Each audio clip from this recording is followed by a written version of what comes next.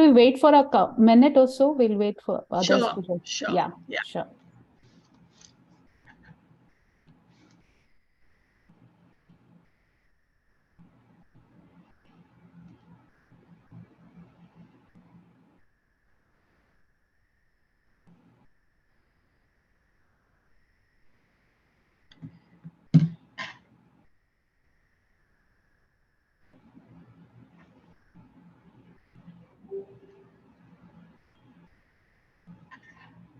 So you can let me know when we can begin, right? Yeah, ma'am. Sure.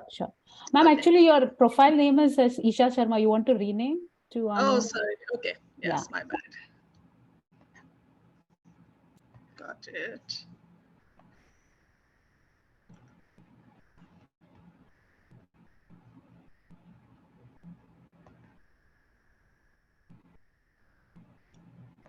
So I'm going to stop share for now so that I can rename my name.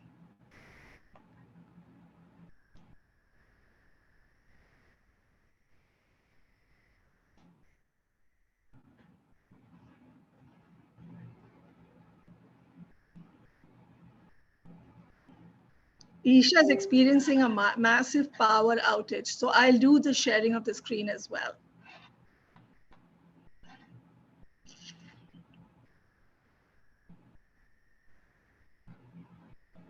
Welcome, everybody. Delighted to have you here this evening. We're going to begin in a minute, just waiting for more of you to join.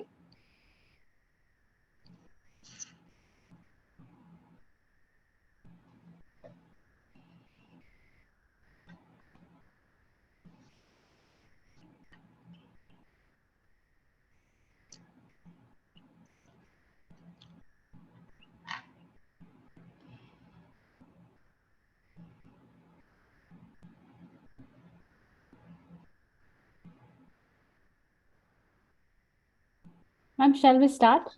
Sure. And yeah. You can call me Anu Sushma. Yeah, Anu. Yeah. Delighted to welcome every one of you here this evening. And I'm so delighted to see Shaveta, Anurag, and Ruchira here with us. Thank you so much for joining us.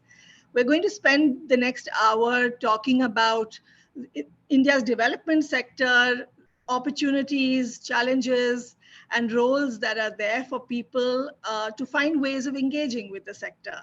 So I'm going to be making a quick presentation about ILSS and what we do, and then I'll start with some questions to our panelists, after which I will open it up for questions. So when you have questions, even while I'm speaking with the panelists, you can just put it in chat and we'll take it up in about half an hour, okay?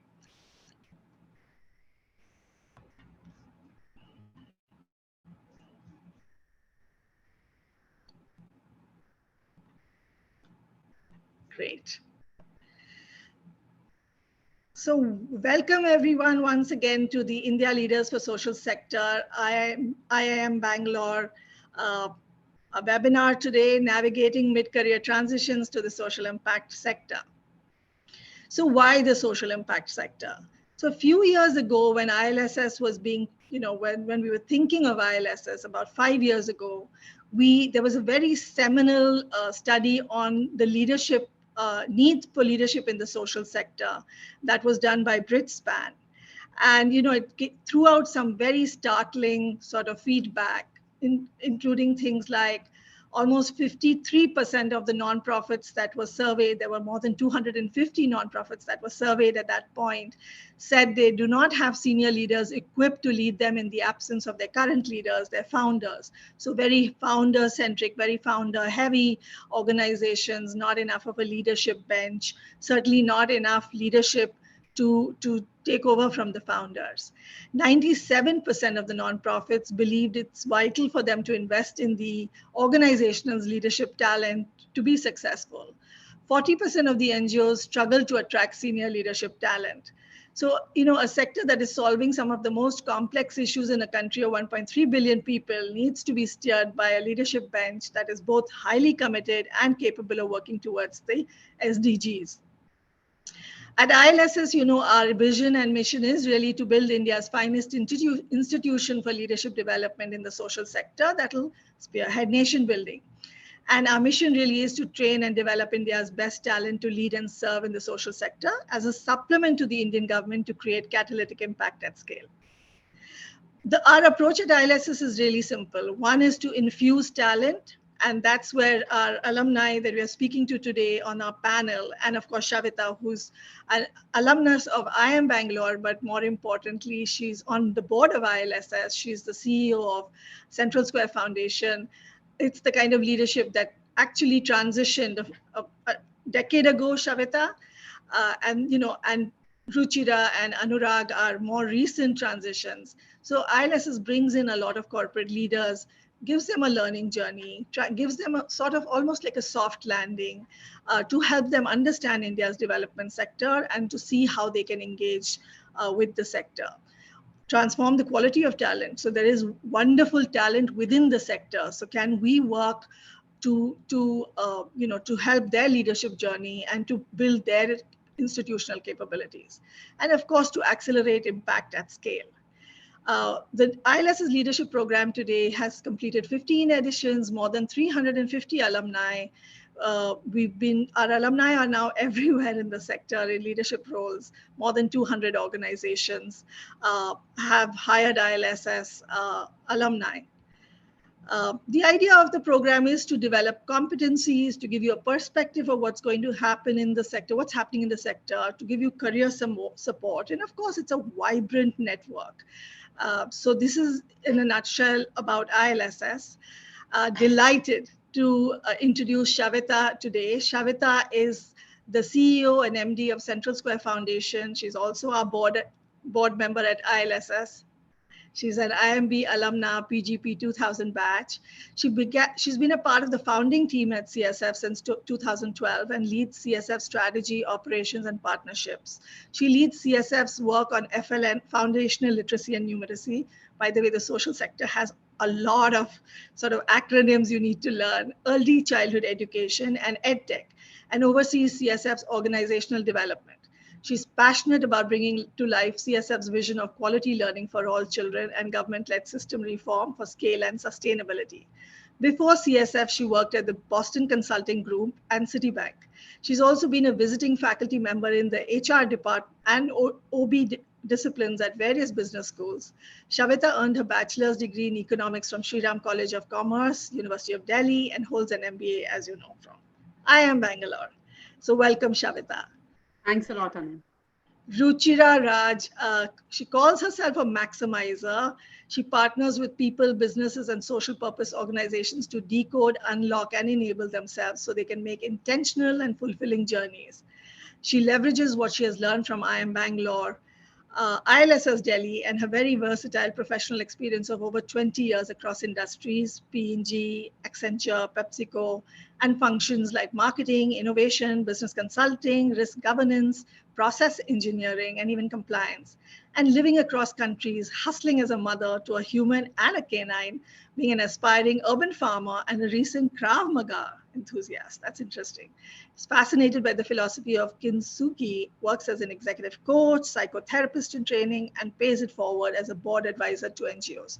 So Ruchira embodies what you can do if you're not looking at a full-time transition, but yet want to leverage all your experience and expertise to help development sector organizations. And last but certainly not the least, welcome, Ruchira. Thank you. And last but not the least, Anurag Oak, once again, VP Indian Institute of Technology, Bombay Development and Relations Foundation, ex-Rebel Foods, Amazon, Hindustan Unilever, of course, IIMB Alumnus PGP 2012, 14 years of experience in operations, engineering, operations excellence, chemical engineer from IIT Delhi, and an MBA from IIM Bangalore. After completing the 15th edition of the ILSS leadership program, Anurag transitioned to the social impact space as a VP at Indian Institute of Technology, Bombay Development and Relations Foundation, basically the development office of IIT Bombay. He's worked for organizations like Unilever, Amazon. His stints in the orgs exposed him to the impact of CSR and to helping communities in nutrition, education, female financial empowerment. He believes in the potential of India and has had the good fortune of seeing many individuals better their lives through the opportunities provided by organizations. He wants to leverage his skill sets in evaluating and analyzing processes to drive innovation in the social sector space. So welcome, Anurag. That's me. I'm the founder CEO of ILSS and delighted to be here today. I'm going to get out of this and I'm going to come back to the screen. So I'm going to stop sharing. So welcome once again. Oh, Isha's here. Thank you, Isha. I just sort of double tapped while you weren't around. Sorry, So I had starting, outage at my end. yeah, no worries. So starting with you, Shaveta, why don't you tell us what that journey, a decade ago, or more than a decade, around a decade ago, got you thinking about the development space, got you to join CSS, Central Square Foundation, which was also starting then. What was some of that thinking that happened then? Yeah, no, thanks, Anu. And I think this forum is special. It's always special to, engage back with campus. So thank you to the IIM Bangalore Alumni Office. And Anu and Isha know this, ILSS is very close to my heart. It's not about being the advisory board member, but I think just the need for talent in the sector. And I strongly believe that the value proposition that ILSS is bringing to the sector doesn't exist. That kind of support or transition or even helping people think through careers, forums like today, right? So really excited and glad to be here. I think my journey is in some ways, and because I've shared it a few times, I realized that I need a more glamorous narrative. But my main story is very simple. Even when I was on campus, and by the way, Ruchira, hopefully you'll be able to relate to this. We are a generation where even on placement interviews, you were asked, where do you see yourself, 10 years down the line, 20 years down the line. In today's gig economy, people get asked, where do you see yourself in the next couple of years? My answer from that time has been working in an NGO sector, working with an NGO. I didn't know words like development sector. I didn't know words like social sector or impact sector, which is more it's an indication of a couple of things. Partly I was naive, but I think more importantly, the evolution of this sector in India. At that time, the perception, the image, the common vocabulary was limited. And also, it was limited to a certain section of society which was aware of what that work is. So it wasn't a part of mainstream conversation. I think for me, when I was looking at committing myself to the second phase of my career, fortunately, the journey that development sector in India was going through, whether it's the 2% Companies Bill Act, which meant more CSR money was being mandated to come into the sector, whether it was a post-liberalization, we weren't yet, the unicorns hadn't really started happening, but young India was becoming rich sooner and wanted to give back in their lifetime and not as a part of their inheritances or, their wills and legacies. So fortunately for me, when I was at a stage of my personal and professional life that I wanted to invest in the second phase of my career is where what had always been a deep passion, a deep commitment, more a, long-term articulation, there was an opportunity to make that transit. And I think the learning curve, especially when you join a startup, because I've been a part of the founding team, CSF got set up in 2012 is which when I came on board is what made the journey that much more enriching. And also I think gave the room and gave the space to learn, right? As a younger org, you're allowed to make a few mistakes. You're allowed to, take a few bets or figure out your operating model along the way. So yeah, that's kind of been my reason and my journey. I'll take a pause there, Anu. Thanks, Shaveta. And there's so much I could talk about that journey because Shaveta has seen a transformation of the sector really in the last decade. There's so much happening today in India's development sector. Almost akin it to the ocean. There's a vibrant ecosystem under the ocean, and somehow it doesn't make enough mainstream news. It's beginning to, but a lot of my corporate leaders who come into our program are often surprised by how vibrant and how exciting the space is. It's just not obviously known immediately. So you've really actually seen a wonderful decade of India's social sector. And that in itself is a conversation on how things have changed. But coming to you, Ruchira, what were your motivations, and how's it been for you on the board?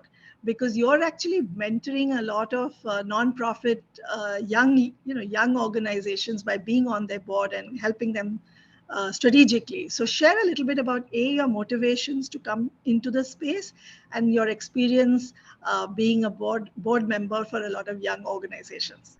Sure. Thank you for that. Very inspiring, Shaveta. As I was hearing it, I was thinking of, if this question were to come to me, what am I going to say? So for me, I think the story started very, very early, when I was still in school, perhaps, where I used to get very enthused every time there was something that we did to support or help somebody. And coming from, a middle class family in, a relatively smaller town, India, the deal really was to find a well-paying job before you actually did anything in the social sector, because you had to take care of the very basic, of Maslow's, get the money going, get your first house, get your first car and going, things going. So, that took precedence when I went to college and when I did my PG and things, and IIMB happened, and the regular corporate life happened for me. But this little kira in the head, this little seed in the head really, which said, I've got to give back, stayed, and it stayed and it stayed. And then I think along the way, somewhere the math worked for me. So, when I asked myself those two questions of how much security do I really need, and how much risk am I willing to take at this stage? And somewhere along the way, those two ticks in life happened. And I was like, okay, now I'm ready. And now I can make this transition into doing something that my heart really wants to do, which is working with people in a more supportive role than I was doing in the for-profit sector. Now, don't get me wrong, the for-profit sector has its uses. Profit is good. It's not a bad word at all. And it served a very, very important purpose in my life at a certain stage. But I think I had reached a point where I said, okay, now I'm willing and comfortable and with a supportive family ready to move into the next, phase of what I really want to do. And working in the social purpose sector was one of those things. There are other things that I wanted to pursue as well. So once those two questions were answered and I was looking at what I want to do, the universe works in strange ways. LinkedIn is a fantastic tool. And suddenly what popped up in my feed was there was some talk happening, by Ashoka. And there was a lady called Anu who was going to speak there. And I logged in and I joined in. And then I sent you, Anu, a LinkedIn request. And I asked you for a conversation and you said, okay, let's talk. And you gave me 15 minutes. And those 15 minutes kind of set the path. And then, with ILSS on top of my list as, this is what I want to do, I actually called Shaveta. And I was like, do you know of this place called ILSS? And, I want to do this. And Shaveta was like, just go and do it. And that's when I did the leadership program.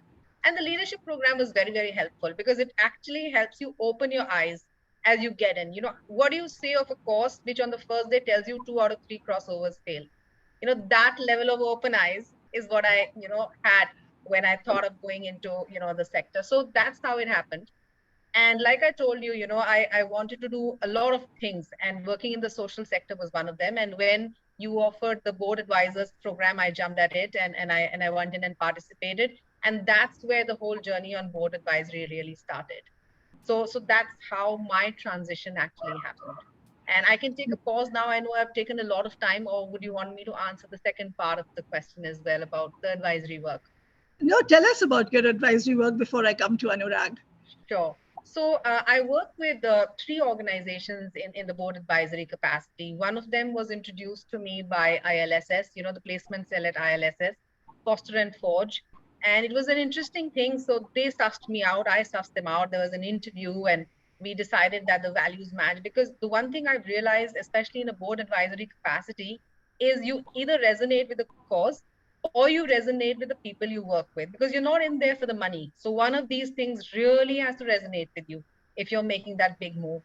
So when I met Meghna, who is the founder of FNF, I realized that, okay, she's somebody I'd want to work with. And that's how the journey started. With the other 2 organizations, again, serendipity in its best form, really. I didn't know of them till I saw them seeking out funds or something on LinkedIn. Both causes resonated with me. One was an open library for kids in Spiti. Loved the idea. and the other was Mukamar, which is actually, you know, working with adolescent girls to teach them self-defense and get the agency in them going so that they value themselves and their self-esteem comes up and things like that. Those were just two organizations I saw on LinkedIn, you know, got interested, wrote to them, pitched in a little money when they needed it, pitched in other kinds of support. So at 2 in the night, I used to sit and make posters with one of them. So that level, you know, and built the trust. And over time, as the trust grew and they were expanding their boards, they asked me to join in. So different ways, 3 fantastic organizations and fantastic people. And the board advisory work, you know, then came along, and I'm working with a very good set of people. Their boards are fantastic. I'm learning a lot. You know, I'm learning a lot. There's so much that the sector has given me. So it's been interesting how I landed there. So thanks for sharing that, Ruchira. And I do feel like for those who are even considering just strategic volunteering, there are various ways you can volunteer your experience, your expertise by, you know, by supporting nonprofits in advisory or mentoring them or guiding them or being connected to them. So there are so many ways of engaging with India's development sector. But I will come to Anurag. Anurag, you're the newbie in the block in terms of the development space. It's early days for you in your transition journey. How's it going for you? And what are you finding, because it's very recent for you. So what can you say about your journey into the space, and what's that experience been like? Yeah, thanks, Anu. And yeah, I think as Shaveta and Ruchira said, right, it's always great to come back to campus and kind of get a chance to engage. Haven't had a chance to do that for the last 5-6 years.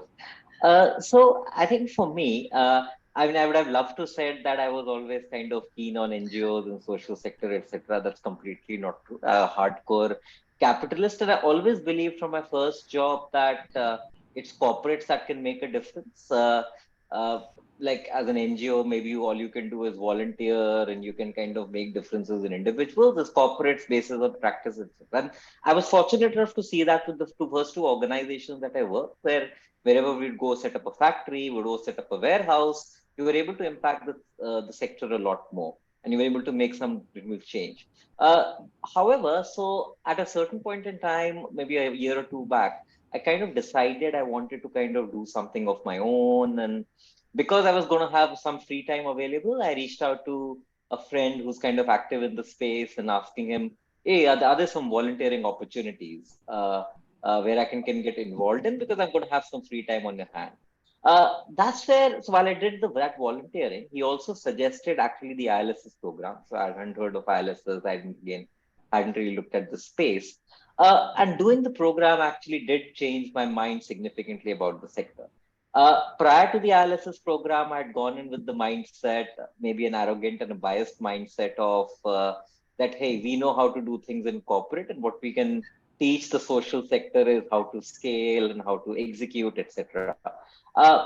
Having had the chance to listen to the speakers, thanks to the ILSS team, a couple of NGO visits that were arranged, and we got to interact with the senior leadership, etc., that bias got broken away. I think, in fact, if anything, from a last mile executions piece, there's a lot that the corporate sector would love to cut, copy, paste, and steal from the social sector, and how to reach the bottom of the pyramid, or the last mile, whatever is the management lingua franca of the day right now. So I think that was a big mindset change, and therefore I decided that it's worth looking out if there are opportunities in the sector. I think my interest was certainly there. It's also about the sector having use for your specific skills. So I was fortunate enough, again, thanks to the ILSS team, for kind of getting that connect done with IIT Bombay. I think it's been fantastic, right? Again, IITs are an institute closer to my heart, I must admit, much more than the management schools. And I think in IITs, I believe it is certainly social sector, because the average income of the students' families who are coming in, an opportunity to kind of go through IIT and go through IIT with the same level as your peers is an opportunity to transform lives, transform families, and transform entire villages. And there are so many alumni, so many people you interact with, so many people you know from your batch, right? Where it was a transformational journey. So it's been fantastic till now. I think it's completely, I would say it's a better experience that the corporate job in terms of you are able to see the impact that you're making. You're able to kind of see the difference that is happening, and yeah, lot less bureaucracy, I would say. So yeah, it's been fantastic. And Anurag, I do. In fact, I always want to talk about how, when people are thinking about what can we do in the sector, how do we leverage our skill sets, and I'm going to come to you, Shaveta, on that. One of the areas we feel is really the development teams, fundraising, because there is so much that one can do. The fact that IITs, and I know how ambitious your fundraising targets are at IITs. About time, I tell you, given IITs have been around forever. I also must make a note of the fact that I see so many IIM Bangalore alumni that are thinking social. So really hats off to IIM Bangalore. There's something in that DNA there that actually thinks of social even while they may be pursuing other careers. But Shaveta, to you, because there are lots of people in the audience who are trying to figure out, is there merit in us even exploring this space? What would you say are transferable skill sets? What is the kind of mindset that you need to take to approach the shift? Because the things we stay away from is this rescue savior complex. Like, I'm this dude from wherever I am in the corporate world. I know everything. I'm coming to solve and rescue you. You're going to be a disaster. And I can tell you that already. So what is it really, Shaveta, that you've seen in your career in the development space that has stood out as, key skills that people need to have if they're going to address some of the most complex, challenging problems in the country today? Anu, great question and very relevant. I'll say the most boring part, but also a part which, we sometimes shy away about, is compensation. I'm just putting it out there. And I like how Ruchira also articulated that, right? Like the car, the house and all of that. And at what stage are you, whether it's your responsibility, whether it's a notional lifestyle, whether it's a real-time lifestyle, like there's a cost of living that before we know, we all become we are basically, you're working towards being able to afford your lifestyle. So I'd say make a very informed view on compensation when you're looking at the sector. In my 10 years in the sector has really started paying well. Now, paying well is also a relative term. And, those of you here, I don't know how many of the people are current students, but even when you're thinking of campus placements, right? We accept that iBanking will be a certain level, consulting will be a different level, functional roles will be different. And if you become an entrepreneur, and that unicorn valuation will be a different league, right? Development sector has to you have to know where it is in that pecking order. And the fact that there's not an exponential increase, there are no big fat bonus checks at the end of the year. I'm spending extra time on this because I think there'll be many other factors which will cause dissonance, and everything which is in our control, let's address that upfront. I mean, even when I'm doing senior hiring for my own organization, I talk about comp in the first interaction, because otherwise it's not worth spending time and, taking that conversation forward. I think second for me, and, these I think these are factors which hold you well, irrespective of the corporate or the social sector. If you're approaching it with passion, if you're approaching it from a sense of learnability and adaptability, then every skill is transferable. But, Anu, it goes back to your point, right? Like, if I'm coming with a savior complex of X years and Y type of organizations, and let me help solve all the problems which, everyone else in a more bottom-up manner has not been able to solve, that's not going to work, right? There will be a learning curve. The learning curve will be steeper, because the sector is not mature enough, right? I mean, as any sector matures, the ability to understand about the sector, about the role, about the people, there is more information access to that. So learnability, passion, adaptability, that becomes very important. I think third is more in the category of something to watch out for, irrespective of, and I mean, right from business school days to any role in the corporate sector, we get used to a very metric driven way of working, right? If you're in sales, you've met your target, or you haven't met your target. If you're looking at marketing, you're looking at brand, there's either a ROI or there's not. Unfortunately, while there is a lot of focus now on evaluation and metrics and numbers and impact in the sector, our sector is still somewhere caught between, you're moving away from activities to outcomes, but we are not on impact yet. And I think it takes a certain discipline and muscle to accept, okay, what does a good week look like? What does a good month look like? What do I have that I can showcase back to my manager, back to my team, back to my advisory board, even to my donors? And I think that becomes a bit of an adjustment. So it's just important to know that, and I mean, of course, it sounds very compelling that, these are hard problems, these are complex, and hence they'll take time. But over time, we all get hardwired to be more objective about our work and to be able to more objectively present our success. I think in the social sector, that conversation is more multifaceted and unfortunately with more externalities than we would like. So I'd say that's also an important factor to keep in mind. Ruchira, how have you, now that you're supporting nonprofits in their journey of scale, how do you see, from your experiences in the corporate world, what are you transferring? What are things you are learning back? You mentioned about learning yourself. So what were things you felt like you learned and, that were important to understand? Yeah, thank you for that. So, yeah, I've been working with them for almost a year now, these organizations, and it's been a very interesting journey, really, for me. I think I want to just spend maybe half a minute on, this whole savior complex that you mentioned and the transferability of skills. Just like Shaveta, I completely believe that everything that you learn in the corporate world can come in handy in the social purpose world as well. Where I think we limit our own selves as people, as professionals, is when we start thinking of the social sector as these are the beneficiaries and I am going to go and do this good to them. We limit ourselves because the way we provide our skills and services, then it just comes in from a different angle.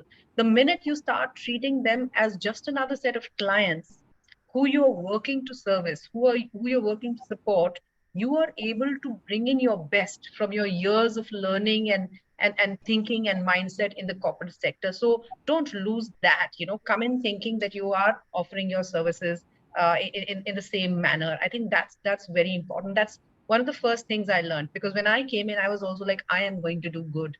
I'm going to, change the world. And these problems haven't been solved for 100 years, and I am just coming in to learn what I can do about them. But that needs to go. So that was my first learning. My second learning, and I haven't worked with a startup, so perhaps this was a big thing for me, is when you come in and work with a founder, their passion for their cause and their theory of change is strong, it's immense, and it's unshakable, really. So you should give some time to understanding where you're going, rather than, hey, I've come in, I'm going to change your vision and I'm going to change your strategy, because that's what I've been doing for the past 20 years. These people are living with this, and they were doing it 10 years back with 10,000 bucks in their pocket. They were not waiting for you. So they know what you're doing, they know what they're doing, and you've come in to support. But don't come in thinking, I will change everything and I'm going to change the world, because that is not how it works. You've got to gain their trust before you start suggesting, okay, have you considered this or have you considered that? There is, I mean, and just to be very, very honest up here, there is some amount of mistrust that they might also have for folks who are jumping in from the corporate world, the privileged lot, the la-di-da guys who are going to come and, think that they know everything. So that trust building takes time. As you step in, don't try and change things on day one, learn along the way. That was my second learning, that you've got to give it time, you've got to build the trust. So don't jump in and say, okay, let me rewrite your vision statement for you. That's not how it works. I think the third thing for me, and this is an important one as well, is how do you motivate yourself along the way? Because the results are not going to happen by the end of the first quarter of the year. That's not how this works, right? It takes time. And therefore, learning how to motivate yourself when you're not driven by those dollars, when you're not driven by those bonuses, making sure you're in there for the right reasons becomes very important, and keeping yourself motivated becomes very important. So be self-aware of why you're in and what's going to motivate you and keep it on. That was my third learning as I came into this sector. What we bring in from the corporate sector is all of good use, as long as it comes with a good intent. The couple of things that I thought really made sense was the importance of systems and processes. Oftentimes, the founder just goes ahead and does everything. And then the knowledge transfers become very difficult as you scale up. So setting those systems and processes in place is something that one can offer if one knows that well. The second thing really is the storytelling and the pitching, because like Anu said, fundraising is a big thing, and we'll I guess talk a little more about it. But when a founder is going to pitch for funds, often they talk the language of change that they are used to, which may not be the language of engagement that a corporate donor or an HNI can relate to. So the storytelling bits are, things that come in very handy, and that is something you can really put on the table. And the third bit, and I say this as an executive coach, I practice as a coach, but coaching your leadership is another thing that the corporate does very well. And that is something that, I've seen the social sector picking up beautifully. So that is the third thing I thought that can just, come in and serve the sector in a good way. So yeah, that's what I've learned and what I think works. Absolutely beautifully put, Ruchira. I couldn't have said it more better myself. I do think we emphasize on listening. Listen before you start speaking, because while there is a lot of value in what experiences you're bringing to the sector, you first need to understand and listen, and before you can even begin to offer a solution. So there is great merit in what you've shared. Before I open it up for questions, because I know that this is a short session, just Anurag, one final question to you. In this new journey, anything that has, because you're even while you're working at IIT, any new learnings about the sector that have surprised you, or anything that has been new for you that you didn't anticipate, or you didn't realize? I would say the caliber of talent, right? I think it certainly, again, coming from a biased mind, but it certainly exceeded my expectations. I mean, I would say the peer group, the group that you kind of work with, and the group that's part of your team, that your own team, is of a significantly higher caliber than at least a couple of teams that I have worked with in the past. And it's actually much more motivating to work because the people are there for a purpose. I think sometimes even with slightly quote unquote maybe more suitable for role teams or more driven teams, a lot of it is about what's in it for me, right? When am I getting promoted? When am I getting this, etc. But obviously in the sector, a lot of folks are doing this because it's their passion. I mean, I'm so been privileged to meet people who've been doing this since a very young age. I mean, 23, 24, they've kind of top institutions and decided to go into this. And so it's a much more energizing and engaging conversation, and the insights that come in, because they're not colored by money and what's in it for me. Everything is what's in it for the larger cause. It's just been very, very interesting. And that was, even despite the ILSS program, that was still kind of a surprise or a pleasant surprise. Yeah, no, absolutely. I totally believe that the brightest people, because we are resource staff, right? It's not like there are that many resources available in the sector. So you do find that people are really working on challenging problems, but also don't have this big enabling environment. So it's even more challenging to be able to sort of achieve what we achieve. Also, one last comment. I meet a lot of corporate mid to senior career folks. Almost every week I have many conversations. And I just like to say that many of them will say, we come from marketing, sales, technology, whatever. We want to do something in the development sector. We just don't know what and how. I mean, is there a role for us to play? And my answer is just walk down the street. You'll find 30 things that you could be involved in solving. This is India, at the end of the day, we need all of our might and all of our intellect to be solving some of the toughest problems in the country. So really take that leap of faith, guys. There's so much to be done. And whenever I'm, as the CEO founder of a young organization, it's lonely, it's tough, it's you struggle with funding, you struggle with so many things. And Ruchira, to your point, the thing that keeps me going is I always think of 1922 or 1923 to 1947. Those guys who were doing what they were doing for the, for nation building probably didn't know where they were headed or what they were doing, but they soldiered on, right? And so 1947 came. So I always say, okay, this is 2023, 2047, we'll see a different version of India. And so let's just keep at it. And that keeps me going every time I feel low, because lows do happen. But on that, I'll open it up. I know, Isha, that there'll be audience questions. So how do you want to take that? Yes, we have a couple of requests in the chat box. Can we go with Sanjeev Velagur first, who wanted to ask a question? Would you like to unmute and ask? Yeah, sure. This is Sanjeev here. And great discussion from the panel. Actually, in a very short time, I could actually gather quite a lot of insights. What I liked or what I learned the best was don't come with a savior mindset, because this probably happens to all of us. I'm already having a conversation with one of the non-profit, and they were explaining the problem, and I was already started giving the solution. So now I realize why that is a bad thing, right? So I think thanks for that. I should mind myself when I'm having these conversations, because the other person will already start thinking that I have already thought of that, right? So I think that's a great learning. The question I have is because we are all here because we have this passion to, impact change, right? And come into this sector.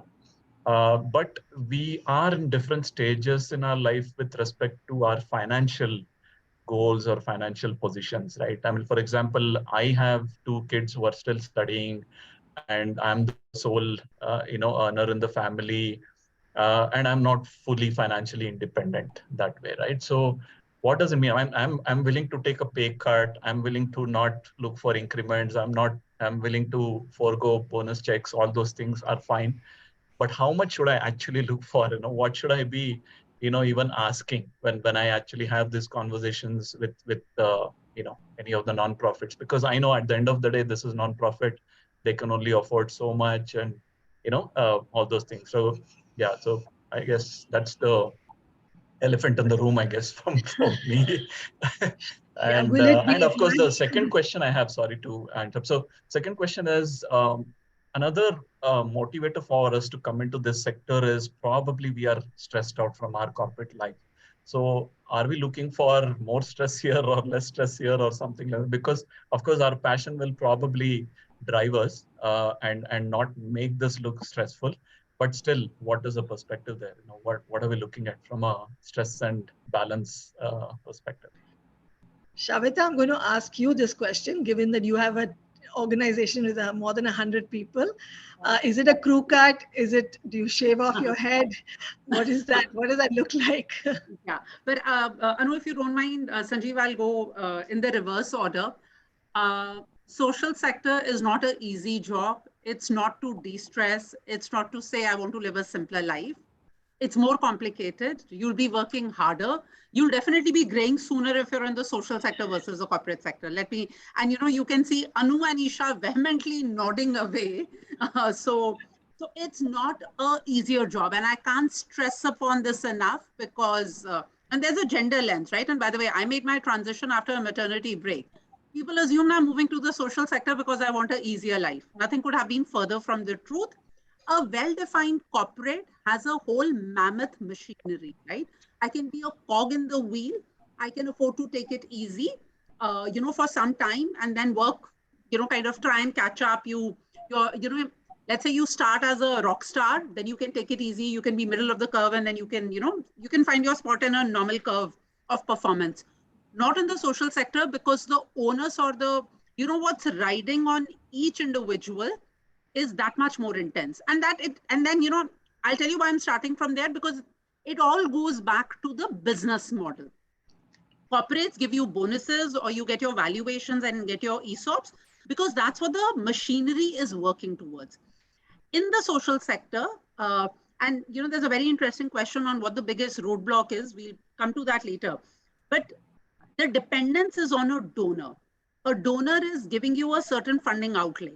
Now, in that funding outlay, you have to hire for, and let's use corporate language, right? There has to be a central office. There has to be the corporate headquarters equivalent, which unfortunately most donors think of overheads, right? These are overheads. This is not the programmatic team. And because the business model is donor dependent, there is a whole spectrum of compensation, Sanjeev, and I mean, of course, meant for everyone else. So I'd say you have to think of it as an operating role where you're directly working on the ground in a more bottom-up scenario is where compensation is at the lowest end. If you were to work with a multilateral like UN with all the tax benefits that you get, we can be proud of saying that, oh, this is a social sector position, but trust me, you're making more money with all the perks and a tax-free compensation structure than you would make in a regular functional role in the corporate. So there's an entire spectrum. The ballpark, and again, right, at least 10 years ago, I would tell people that if you are willing to take a X percentage cut, very likely the sector can only pay you that X% of your current comp. Let's say, I'm making 10 and I'm willing to take a 30% cut. So I think I'll get 7 in all likelihood. And this was really the truth. I'm talking 2010, 2012, in all likelihood, I should have been smarter and known the sector can only pay me 3 and not 7. We've gotten much better. I think a lot of it also has part of it, by the way, we do get criticized that as the sector is getting more corporate talent, compensation is going up. So there is also that critical pressure from donors that, all you IIM grads expect to get paid a certain level. So there will be a check and balance. The rate of compensation inflation that we've seen over the last decade is just not sustainable. I'm also saying this as a CEO of a 130 people organization. I'd say depending on the role. So if you were working in a multilateral or if you were to join a donor agency versus if you were to join a more programmatic organization, and a programmatic organization, then the divide becomes rural versus urban. If I'm running my programs in Delhi, Bombay and Pune, I can afford to pay very differently than if I'm actually working in, Barabanki or Gorakhpur in Uttar Pradesh, for example. So there's no one right answer, but and Sanjeev, I really appreciate your honesty to, you're being very candid and saying, hey, I'm a single income household with 2 kids. There are certain responsibilities. It's important to also make the transition at the right time. If you think as a family, you all will be better prepared for this transition, say when both kids have graduated school, or at least, they're in college, then you can find ways of engaging with the sector without necessarily making the switch. Because what I hesitate about is if it's a half thought through decision and you end up wanting or needing to go back to the corporate sector, that's just, I think that's a big loss, right? Both for the person individually and for the sector. But what am I saying? Compensation has gotten much better, but will not continue to increase at this pace. If you have a notional idea of what percentage cut you're willing to take, 2x it is the cut that we are looking at. The type of role and the type of organization is where it makes it a wide spectrum. I do want to also add, temper it down if in case I've been too blunt. Yeah, no. I just want to add that, see, in the last decade, we are seeing some good trends. This whole there's something called pay what it takes philanthropy. So philanthropists are realizing that this whole mindset of non-profit, though you should not be giving them the money should go directly to the sort of the cause. The organization doing the work really shouldn't be expecting money. You should be doing it for free. That's shifting. So at least we are seeing that recognition that people need to be paid for the work they're doing, which is a shift in itself, And so I tend to see the positives of the whole mindset shift. So pay what it takes philanthropy is really talking about ending the starvation cycle in a way for nonprofits, where you're actually giving them funding for their org building also, not just for delivering on their, on the work they're doing. So those are all very positive, a lot. For me, I've seen so many sector shifts. I started my career in the 90s. So I've seen, many decades. I'm dating myself big time, many decades. But I feel very strongly about this sector and just the kind of focus and the kind of thoughtfulness and the kind of things that are happening here. I feel optimistic. So yes, I am a little bit Shaveta, but I'm just taking a sort of from where we were to where we are headed, I feel more optimistic about even things like compensations. But it'll never be corporate compensations, but it's getting much better. Sure. Thank you. Thank you, Anu and Sanjeev. Our next question is from Ravi. What's the biggest roadblock in social sector, in which we answered partly, but Ravi, would you like to unmute, or the panelists can take it on? So, Anurag, would you want to go first? What are some of the biggest roadblocks you think, because you're one of the newer entrants in the sector? I think we said that 7 times to Anurag. Anurag, yeah, but what have you sensed as things that you had to sort of overcome? I think maybe for me, the biggest one was coming from like a large corporate. I'd had a chance to see a startup for a year before coming in, so maybe it wasn't that big a surprise, was the fact that where you want to solve a problem, sometimes in corporate, you had the flexibility to throw resources at the problem till you figured out what the efficient, long-term entitlement cost, as you say, solution is. That, unfortunately, is not a privilege that you're going to have in the social sector for the reasons that Shaveta and Ruchira called out, that the donors are looking for, to use a term, bang for their buck from day one. And that's not something that's going to fly. You say that, hey, do this, and then 2 years later. So I think that piece about how do you scale is maybe the one roadblock that I see in the sector. And the second one I would say is, see, ultimately, human beings respond to how you interact with them, right? So I think if we have this mindset of I'm from corporate, I'm from social sector, I think that friction that can sometimes get created. Again, like in any kind of merger that happens between a young company and an old company, if it is I'm from old company, I'm from young company, I think that potentially, as more talent comes in, is another roadblock of how do we unnaturally don't end up creating an us versus them, and stick to the fact that we've all chosen to pursue something in the social sector and we all have a past.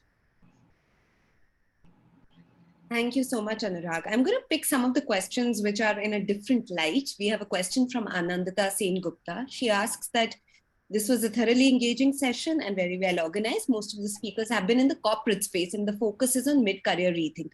Is there any space for the ones who are in government, who are at a much later stage in their career, or maybe after they retire, wish to join the sector for a cause they believe in? How does the road look like for them?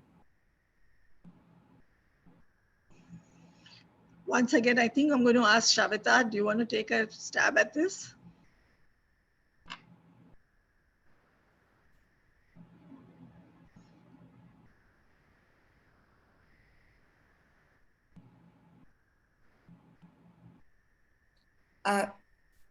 So this is a question around, Shaveta, this is a question around people who have retired or are in the government services and who are not in the corporate space, but at a much later stage of their career. How would this look like for them, but they're passionate about a cause? Yeah, no, sorry, Isha, like I mentioned, my internet's acting a little patchy. Hope you all can hear me. Actually, I have an incredible example of and Anu's familiar with this organization by the name CRISP, which has actually been set up by 10 retired bureaucrats from across the country. They've come together, set up their own NGO, their own not-for-profit, to say that, we've seen the problem and we've seen the issues of when other civil society organizations or NGOs have been trying to support us. So, I mean, of course, there is that particular way of contributing to the sector. Another one becomes board positions. And Ruchira spoke about her own experience of having done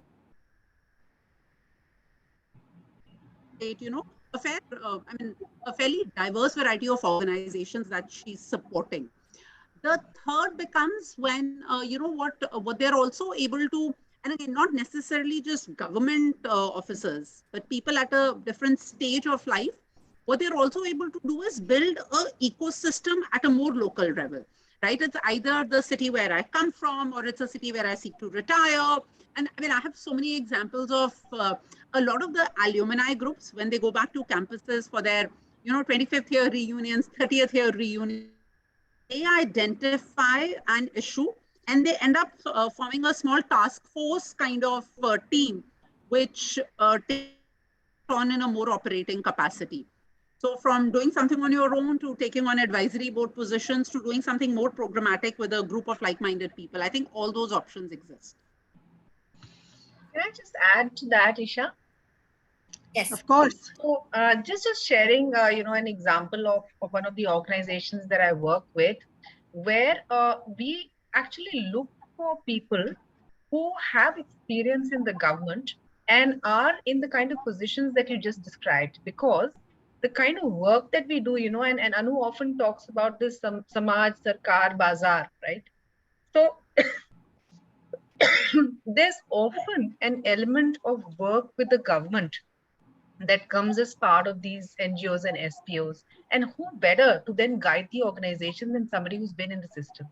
So there's huge need for people like that. I actually want to give an example of this wonderful non-profit. It's actually a citizens movement called IIM Gurgaon. And IIM Gurgaon is actually not even an organization. It was just a bunch of volunteers that came together to work with the administration of Gurgaon to create, to basically build the biodiversity here, to look at waste management, because this is the city that they lived in and they wanted to make it more habitable. And the kind of impact, I would like you all to speak, just Google IIM Gurgaon and know that it's an organization that really works with the government, but has basically created biodiversity parks worth thousands of acres. I can't even see what that number is. And it's just a citizens group that has come together and created this impact. So each one of us there's so much to be done, and there's so much that can be done today, to add value. Thank you so much, Anu. We have one more question, which is slightly different in nature. It's from Harsha. He's saying that he currently works in a not-for-profit organization in Visakhapatnam Incubation Center. They're in the process of supporting 25 ventures and incubation program called IIMB, CSR funded. What are some of the key leadership traits we should look for in identifying social entrepreneurs? And I think this question goes to Shaveta directly, because CSF has been doing this for a decade now. No, only for the first phase of our first phase of we did do. No, Harsha, great question, and I think a couple of things. One is, I think, the passion and commitment, right? Because it's going to be a hard journey. It's going to be a complex journey requiring a lot of iteration, requiring a more complex interplay of stakeholders. So deep passion and commitment, right? The founder drives the drives the agenda, drives the mission, the passion, and builds out the team. Anu can add more to that in her own entrepreneurial capacity that she's done. I think second is resilience, and resilience not just in terms of that the issue is complex, whether I'm working with government, whether I'm working with the local ecosystem, but there's a cyclicality in our country when you're working in any social issue. It starts with general elections, starts with state elections, starts with municipal elections. That in a way has a huge influence on the funding ecosystem. And I think to be able to take a more longer term view, which is not just, of course, there's a passion for it, but resilience and grit to know that this is truly a marathon. There's not a sprint. Even the sprint format is a middle term journey. In the short term, it will be a lot of iteration. And third, orientation to be able to build a strong organization. We have NGOs who will, who continue to be, say, sub 5 crore annual budget doing incredible work. There are larger NGOs, and of course, right, there's economies of scale of institutionalization. But I think the secret sauce of building the culture of an organization, when you're working under these complexity, becomes even more critical. So passion, grit, and being an institution builder, I would put those three as the most important when looking at social entrepreneurs. I also think you should really look at seeking help, seeking networks. It really helps. So if you're an incubator, that's a network. I was in a meeting yesterday, and there was a young lady. She works for an NGO. She was just talking to me about how she applied.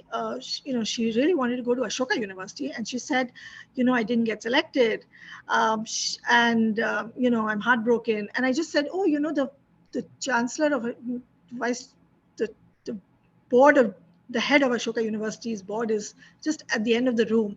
And in 3 seconds, literally, she had not even, she was talking to him. And of course, he's not going to get her in, but just her need to just reach out and say, hey, and I heard her saying, I didn't get selected, but I really am. I just feel like people don't reach out and ask for help. I see nonprofits doing phenomenal work, but just shy to seek help. Seek help. It's okay. People, at the worst, people will say no. But what's the worst, right? But if you don't ask, the answer is no. So you must ask. And the social sector, because we started 5 years ago, didn't really know everyone here, but we reached out. It's the most generous sector in the country today. People are willing to give you time, to advise you, to guide you.